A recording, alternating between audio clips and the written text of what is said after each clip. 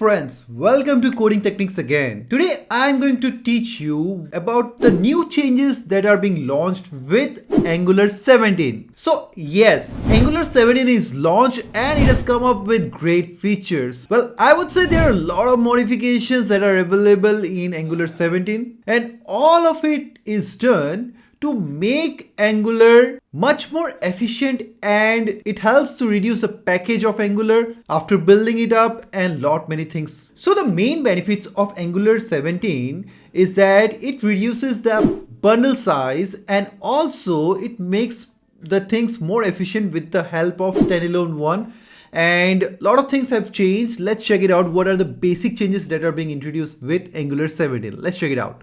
So at first, it is changing the concept of ngIf. We don't need to use ngIf anymore. We can directly use it in this particular way. So earlier we used to have it in this particular manner where we can use if and else condition using the ngIf and else one. Instead of that, you can use @if and @else one in this particular way. So it helps the code to a great extent because you are reducing the code and it makes it more flexible also. But yes, sometimes if you want to use ngIf, definitely you can use it for the time being. It is not being deprecated or removed as of now.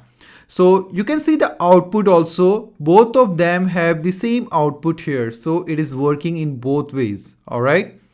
Now moving ahead, let me just show you another stuff, which is the switch case. So we used to use ng switch earlier on, for which we need to have some ng container or any other tag which is required in Angular because we cannot directly use it. But now we can directly use it using the add switch one. Okay. You can pass the code within the braces and that is how you can use it. Add case function is definitely coming into play in order to help us to achieve the same result. So just check out the code here.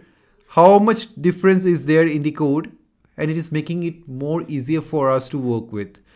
And sometimes if you definitely want to use it, you can go for all these things once again. Okay.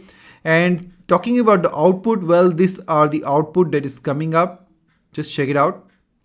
So I think I have given access level as admin by default. So this is the value that will come up, which is showing here in the output one. All right. So both of them have the same output here also. So this is before and after. Once again, let's check the another one that is showing the empty list along with the ng4 one. So we used to use ng4 earlier for looping a certain like design or something. So instead of doing that, we can directly use @4 here, and also we have an option for empty one too.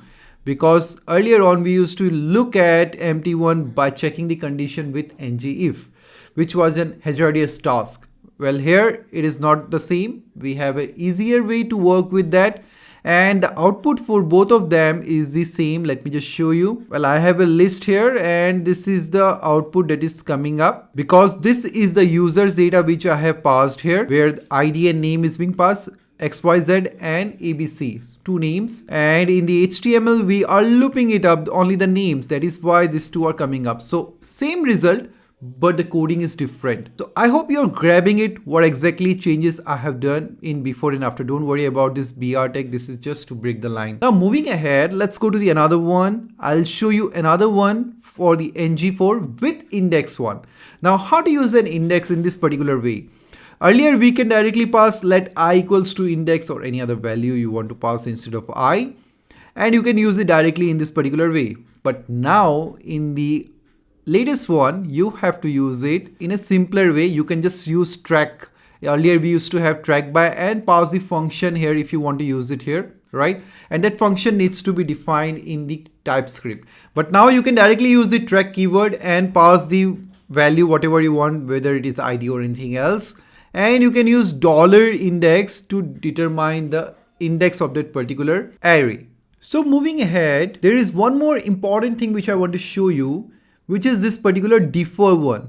So what happens is when you're loading your screen, all the data is not coming up all together, right? It takes some time. So at that point of time, say like you have some images. I've taken this random image here.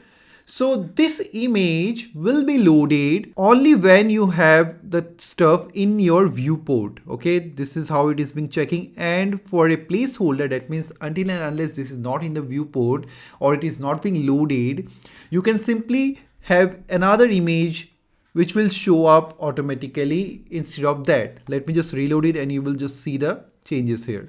Just check it out. It was too quick to observe the changes, but yes, it's gonna work in the same manner. So you had a different image before getting the original image here. So that is what you can use, and it is very much beneficial to use this default one because earlier we used to have a lot of complications to achieve the same result. So this is a great stuff which they have introduced in Angular 17.